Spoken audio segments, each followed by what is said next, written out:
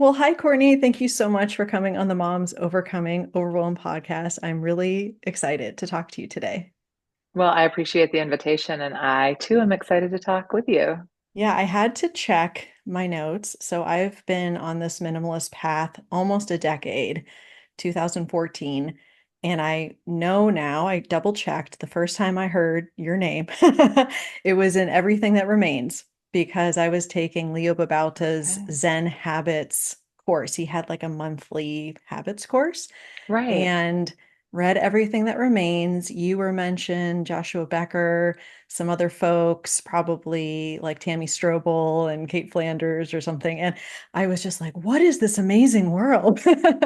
So now it's been, a decade and I've been on this path and sort of following along with you and your community and your books. And I'm just so excited to talk about your newest book, Gentle, today, because I feel like for the overwhelmed moms that are listening, we all need this book, but especially the overwhelmed moms. So before we dive in, I would love it if you could, in your own words, just kind of introduce yourself, tell us about you and your family, how you serve others, or women specifically, if you want to, and then what you like to do for fun. I would love to know that.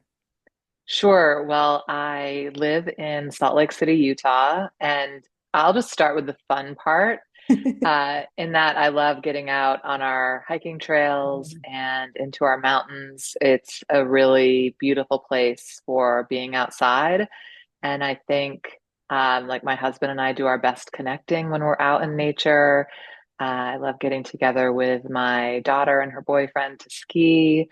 And yes, that kind of leads to the family question, which is Yeah. I have a daughter. She's 29. Her name's Bailey. And we actually have a podcast together called Soul and Wit that we've slowed down on the recording. And now we're just doing occasional episodes. But we have, I think, about 4.5 years worth of really fun conversations out there. And then I'm married and have lived here for many years, but I'm originally from the East Coast. Oh, okay. And we all kind of started simplifying back in 2006. Yeah, Seems like wow. a really long time ago. Yeah, wow. So I'm coming up on my 10 year and you're almost, yeah, going to be coming up on your 20. And I know that just learning about you back when I did, that your diagnosis with MS was a really like pivotal moment as far Mm, as like you pursuing this path, and then of course your brand, be more with less. But also for the sake of the book Gentle, I thought it was really interesting because I had heard your story before and would invite people to learn more about that story, or you can share, but that you said that you had to at that point change the way you changed, and I absolutely loved that. And I was hoping you could kind of talk about, like, up to that point, what did life look like? What did it feel like? And then what changed? How did you change the way that you changed going forward? sure.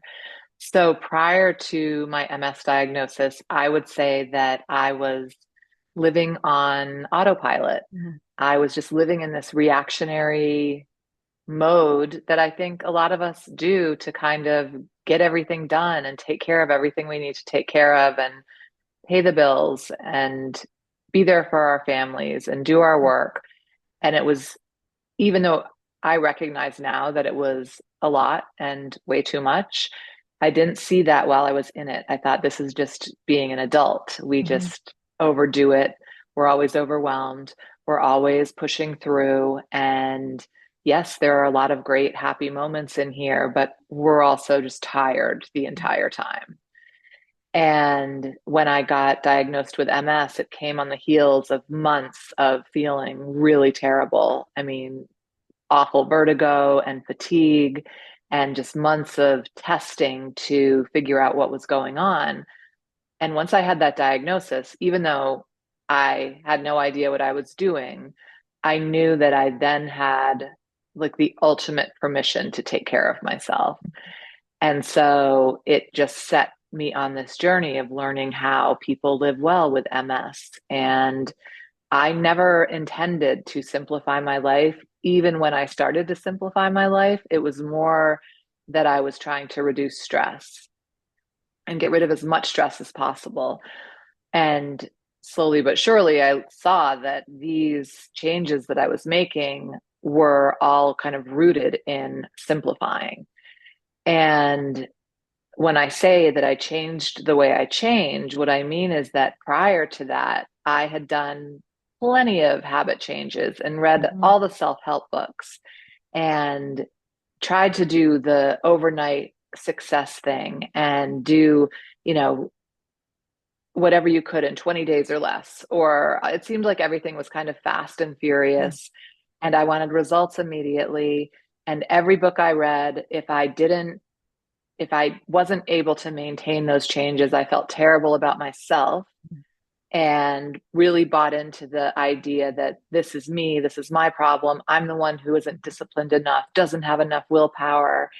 And when it came time to change again, I would remember that and be like, well, what you couldn't do it before, like what's going to be different this time?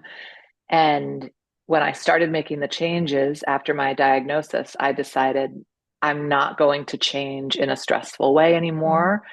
And so now I'm going to try this like one thing at a time and not have a deadline and not have any extra pressure around it. Just see how it goes and how long it takes. And when it's time to start something new, I'll start something new. And that really worked for me. The other part of that was that within that like one thing, there were hundreds of tiny steps. And I feel like before, all of my steps were so big Mhm. because I wanted to prove to myself that I was strong and capable. And not to mention, I was way too busy to mess around with taking my time. Mhm. So, taking tiny steps and acknowledging them and celebrating them and realizing that every change requires a lot of tiny steps was not only very successful in terms of habit change for me, but it was also so good for my nervous system. I just Yeah. felt good while I was making these changes instead of feeling like I was sacrificing or compromising myself to get where I wanted to go. Yeah. I actually recently had a chance to talk to Kendra Adachi about her newest book about compassionate self-compassion and compassionate time management. And it's like we're surrounded by a culture that's saying like level up and 10x your results and crush your day and like all of this productivity, very toxic productivity language. And what I love is you are kind of saying, well, yeah, that's also similar with behavior change. Everything is like, okay, the 21-day reset, and we got to do this in this time frame.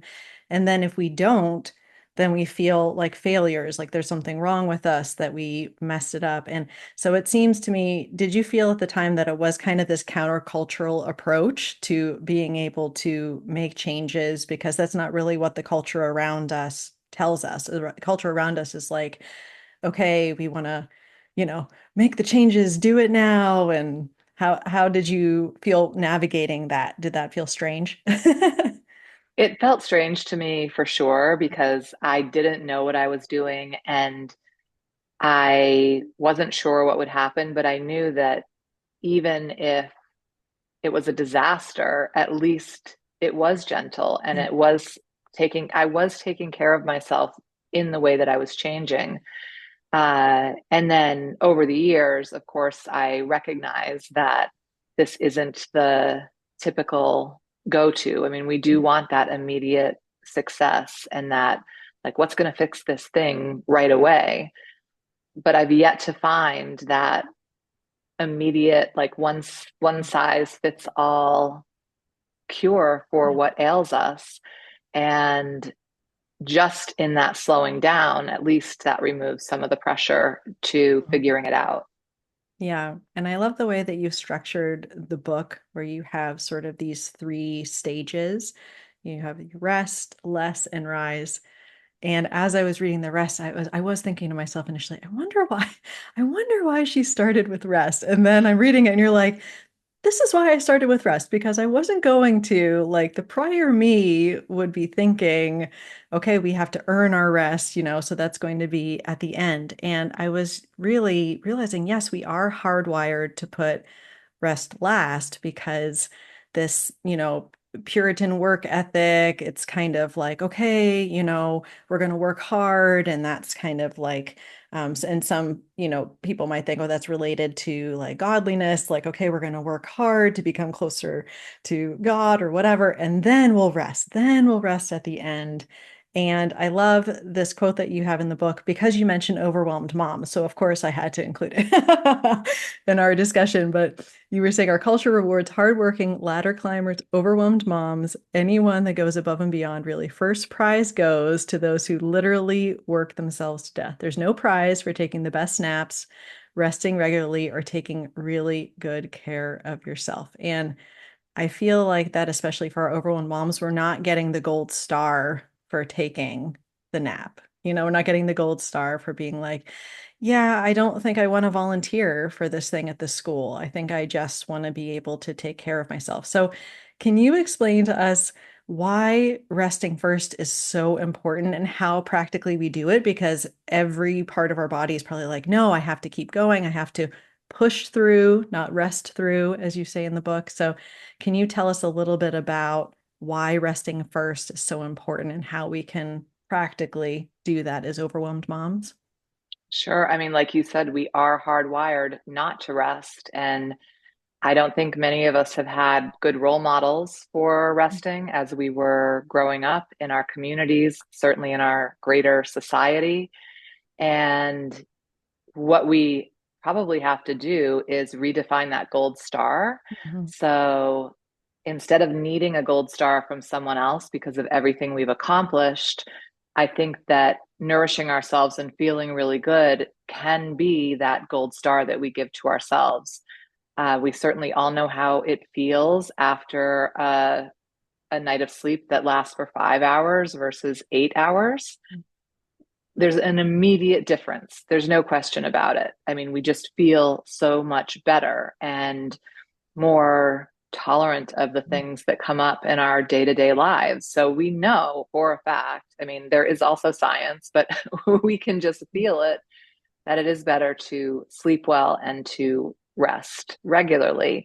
But even my current self experiences that pushback. Like when I was writing the book, I at first wasn't going to put rest as the first section. And then I thought, you're doing the thing where you save rest for later.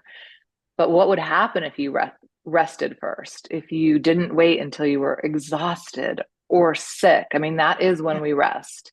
Like, oh, I can't possibly take another step. I think I'm going to rest now. But by prioritizing that rest, you're telling your body, your heart, I care about you. I'm going to take care of you, even if it's for 5 minutes at first. And of course, there's different stages of life where it is harder to carve that time out.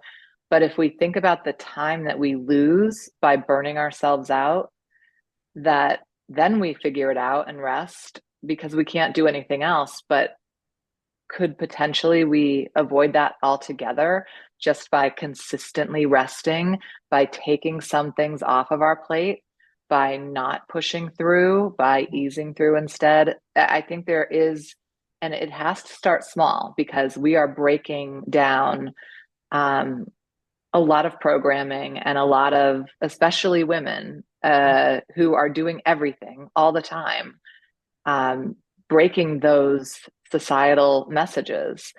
And that's hard for us to do. And it's worth it. Yeah. So start small, start tiny. I suggest even if you just schedule 5 minutes a day, that is like your time. And you don't have to get in bed and lay down. People rest in lots of different ways. So whatever feels restful to you for a few minutes every day, try it. And if the 5 minutes feels okay, next week try 6 minutes and then 7 minutes and see what happens. Yeah, I love throughout the book you have lots of different suggestions. So it's not like this one size fits all type of thing, but also that there's like these, tiny steps, and then you have, your one gentle step, and then the permission slips. I love the permission slips. Oh, I'm so glad. Yeah, so sometimes I say people look to me for like decluttering permission slips, and I'm like, okay, here's your permission slip. If you feel like you really need it, here you go. But I think that's great because we do sometimes need somebody to tell us, like, it's okay. Like, no, really, like, it's okay. And I want to just mention that when it comes to rest, at least in my life and my motherhood, especially in the more difficult stages when my kids were smaller, my idea of rest was more of a distraction or an escape. So it would be my phone, it would be perhaps alcohol, like that would be the rest. But I think it's important, and maybe you can just touch on it briefly about the difference between rest that is actually like restorative versus, oh, I'm taking a break and I'm going to take my break by scrolling whatever. So, or Right. whatever that might be. How has that looked for you? Like, has your idea of rest changed at all from more of that distraction coping to more of a restorative kind of rest? For sure it has. And I think it's because I'm taking the time to ask myself, does this feel restful or do I feel more stressed?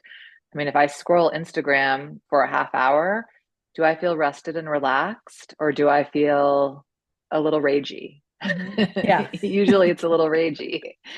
So it's really understanding that what makes you feel good. I mean, I can watch half an episode of Gilmore Girls and Mhm. feel pretty relaxed and rested. I can read a little while. I can just lay down and close my eyes. I can sit outside in the sunshine. Those type of things really do work for me. But the distracting and the numbing, Mhm. I think that just delays the need for that real restorative rest. Yeah, definitely. And I think that that's something we, like you said, asking yourself, and even if you do a certain activity and after that activity, asking yourself, was that actually restful for me? Because a lot of times we're just, right, we're on to the next thing. And there's not so much that reflection. So I think that that's great because throughout the book, you're saying, okay, try this out, see if it works. And if it does, then reflect on it. And then maybe, like you said, you go from the 5 minute rest to the 6 minute rest. We're not overhauling everything in our lives. We're just making those small changes.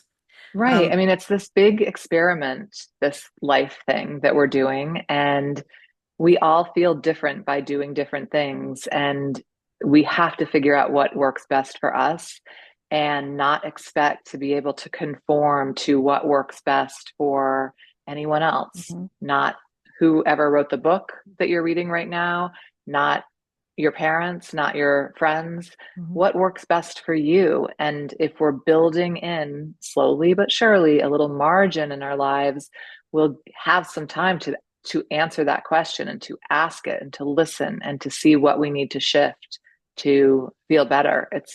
I mean, it's a real gift to do that for yourself. Yeah, and I think you talk in the book somewhat about, margin, and we talk a lot about capacity here. And Mm. that's why when I was reading about, and this was not actually in the rest section, but about spoon theory, which I have heard of because I have some friends that have chronic illnesses, but just understanding like that there are people, for whatever reason, their energy might be compromised for some reason. It could be a chronic illness. It could be that you have a newborn. It could be for a variety of reasons. But knowing like the way that we approach rest and how productive we are or want to be, or how we sort of treat ourselves in the process, we can look at this spoon theory, and it's a real kind of tactical way of thinking about it. Can you explain what that is and kind of how it factors into this conversation of rest? Sure. Well, it's kind of like we measure our time by hours and we Mhm. measure our money by dollars, and we don't measure our energy at all. Mhm. We don't have a way to do that. And so I just wrote her name down because her Mhm. last name's a little hard to Yeah. pronounce, but Christine Miserandino. Wow, I hope I said that right. Oh, She is the woman that created this idea of spoon theory, and she has lupus, and she was explaining to a friend essentially that we don't all have the same amount of energy. Yes, we all have the same 24 hours in a day, but not really, because depending on, like you said, if you're home with a newborn, mhm, you have less energy and less energy availability. If you have chronic illness, you do as well. There are lots of different reasons and stages of life where this will change, but being mindful of it is, I think, really important. And so, spoon theory assigns spoons as units of energy. And so, let's say you have 12 spoons in a day and it costs you 2 spoons to make breakfast and do the dishes and put them away.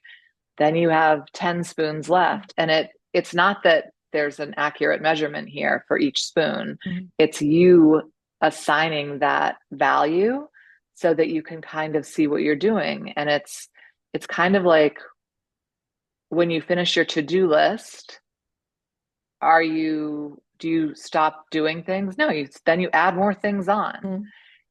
And if you were paying attention to your energy, perhaps you would cut your to-do list in half. So just really understanding where you are, how you feel, what you are available for, and that maybe you don't have to fill every waking moment with doing things. I find it really helpful to make a weekly to-do list instead of a daily to-do list. And when my weekly list is done, I'm not running around looking to add more things to that Mhm. list. It's finished. We're done. Yeah, I think that also, given social media and just the ability for us to compare ourselves to others more easily. Doesn't have to be social media, but that's a big part of it. We see everyone else, and when we compare, it's not the same because everyone has that different energy level and capacity level. And I think you had in the book, I've heard, oh, Beyonce, Oprah, we all have the same 24 hours in a day, which really bothers me because it's like, well, yes, but number one, they have people that help them. And number two, it's like we're all coming from a different place. So before we have sort of that shame or like, why can't I get it together? Why can't I get this done? And the pushing through, just being able to say, I have a more limited energy reserve right now, and that's okay, to like be able to give ourselves that self-compassion and grace. And I feel like especially coming out of the holiday season, like it's just the frenzy of like, what's everyone doing? Did I do that? Am I giving my kids the best experiences? Like, am I making memories? Like, I feel like, especially as moms, we put pressure on ourselves to always be making the memories with our kids all the time. And spoon theory is like, okay, but I did this, this, and this, and I only have 3 spoons left. So we're going to order pizza tonight. Right. you We're know? gonna order pizza, watch a movie, and chill out tonight. It's so interesting. I mean, uh, on top of all that pressure, we also put this pressure on ourselves to do our best or do it all or do the most or be the best. And to what end, I would ask, like, Yeah. what is the purpose of that? I say, don't give your all. Like, save some for you. Save some of that all for you. It's so important.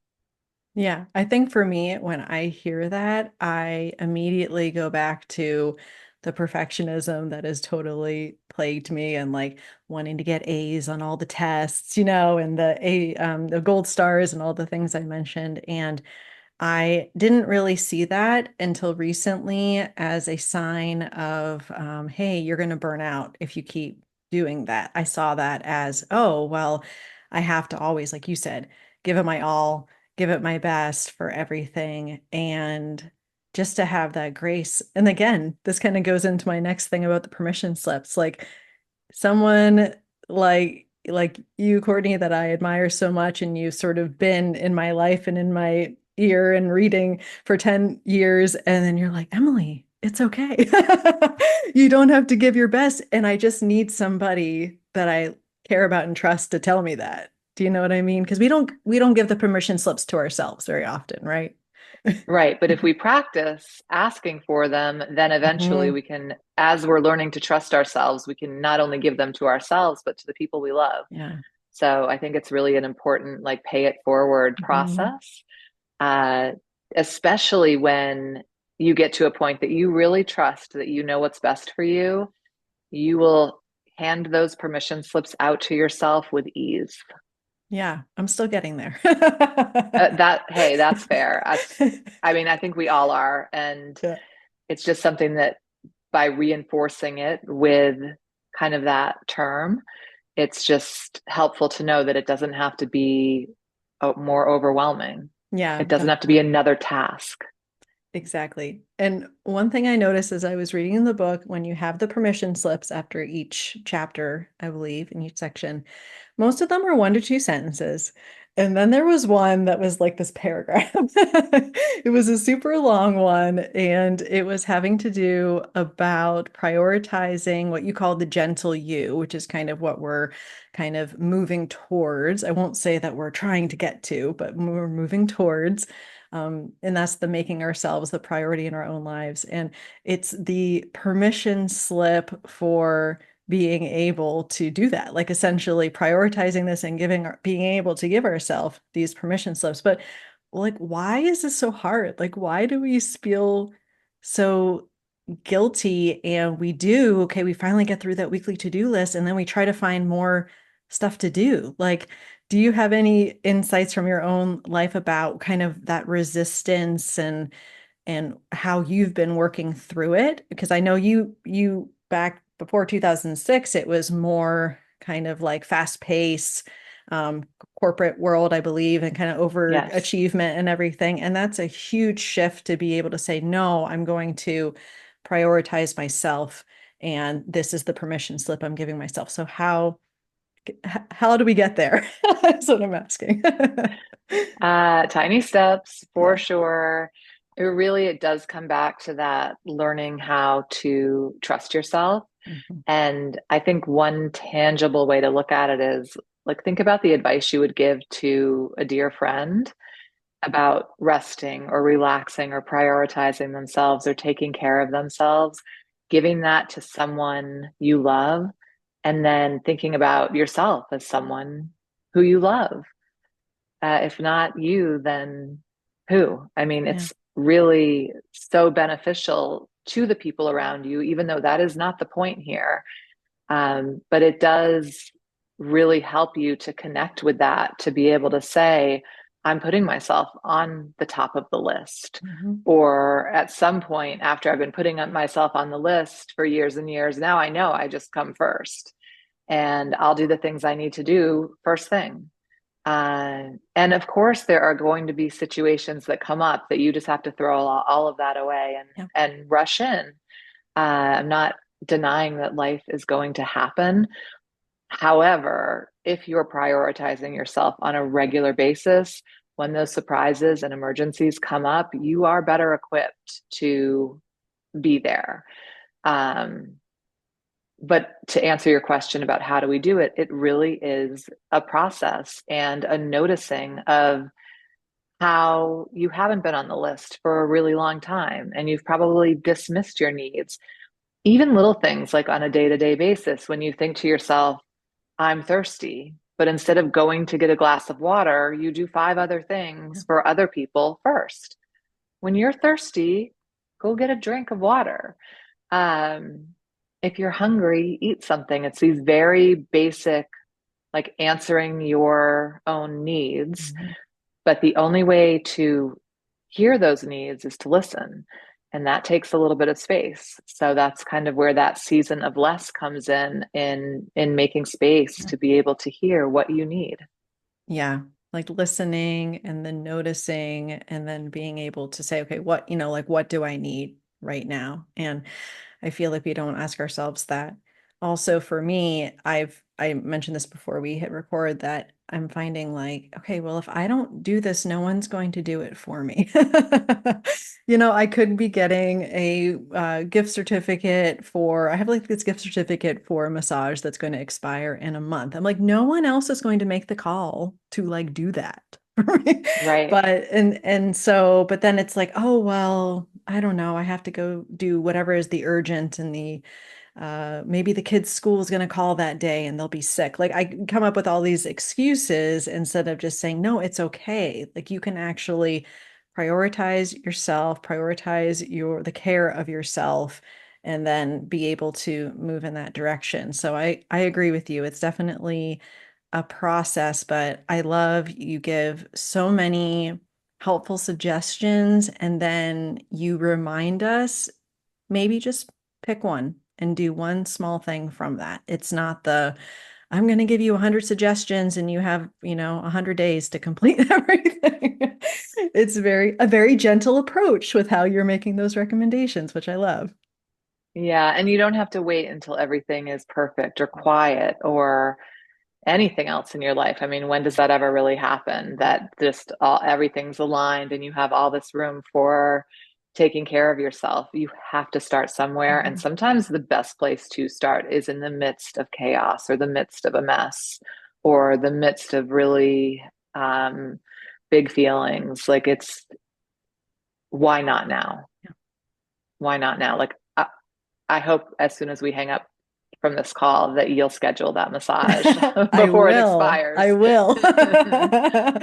Yes, and that's something so helpful and the permission slips, but then also having like trusted people in your life that you can be accountable to. We have business coaches if you have your own business, or you have these different kind of coaches and people in your ear, kind of giving you guidance. Like we should have self-care coaches or like people that we trust, accountability buddies for that kind of thing. And so I love that because that is one of your gentle part of that three-step framework is having that support. And I feel like that's incredibly important. Can you just mention as we're wrapping up, like who have been the main supports for you as far as like being able to follow this path of gentle, like who's been able to support you to be like, okay, Courtney, you gotta schedule that massage, for example. Well, I mean, as women, we have to root for each other and be Mhm. there for each other and be giving each other permission and celebrations and love, whatever we need. We're the only ones who know what it's like to be us. Mhm. And in my life, I mean, certainly my daughter and my sister, who is my dear friend. I have other very close friends who we're often reminding each other of this because though I may have written an entire book about being gentle, I'm human and I will forget on a day to day basis and have to be reminded. And so if I'm on the phone and I'm talking about something that feels overwhelming, a friend might say, are you open to advice? Or what can I do to help? Or do you just want to vent here? Or Mhm. maybe this is a good time to get off social media or just to rest. And that kind of those kind of gentle discussions are so helpful. And I don't think you ever get to this place where now you've perfected life and you're the perfect human. I mean, if you know anyone out there like that, I'd love to have a chat with them. But maybe that's not the goal. Maybe the gold star isn't the goal. Like, what's so great about that? Maybe it's just how we feel and how we treat each other, and that can be enough. Yeah, very well said. Oh, thank you so much, Courtney. This has been such a pleasure talking with you. And like I said, I've been admiring you for a while from afar and reading your books. And I will link to all of those in the show notes so people can check them out. But how would you like to connect with my audience and where can they go if they want to learn more about you and the book and all the things? Sure. Well, the book is available everywhere. And I think that's a great start and Mhm. introduction to me and my work, and hopefully to big changes with tiny steps in your life. I also write really frequently on my site, bemorewithless.com. So if you want to subscribe over there, I have some good stuff for you. And then if you are on social media, I'm generally mostly on Instagram at Be More Okay. with Less. Wonderful. Well, I will link to all of those things in the show notes. And again, thank you so much, Courtney. I really appreciate your time, and it's been such a great conversation. I agree. Thank you so much for having me.